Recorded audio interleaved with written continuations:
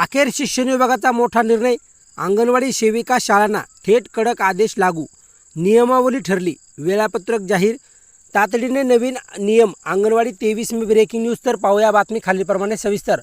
तत्पूर्वी जर का तुम्ही चॅनलवर नवीन असाल तर चॅनलला लाईक करा, सबस्क्राईब करा आणि समोर बेल आयकॉन क्लिक करा. नंतर तुम्हाला असेच नवनवीन व्हिडिओ पाहायला मिळतील. वाढत्या तापमानाच्या तडाख्याने महापालिका रुग्णालयामध्ये रुग्णांची गर्दी वाढली. मुंबई महापालिका सतर्क. उष्णघाताची लक्षणे दुर्लक्षित केल्यास ती जीवघेणी ठरू शकतात. डोके दुखणे, चक्कर येणे, उलट्या, अशक्तपणा ही सुरुवातीची लक्षणे असून वेळेत उपचार घेणे आवश्यक असल्याचं राऊतांनी सांगितले. सकाळी 11 वाजल्यानंतर विद्यार्थ्यांना शाळेत बोलावू नये.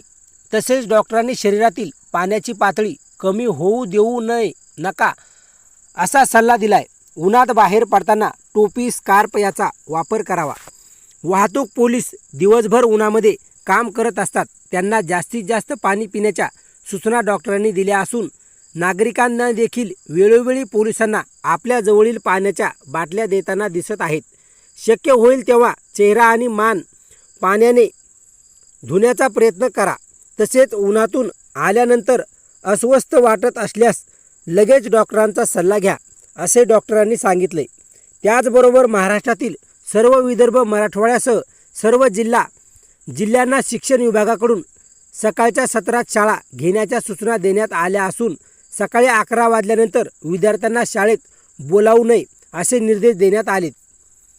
उष्णतेच्या धोक्याची तीव्रता अधोरेखित.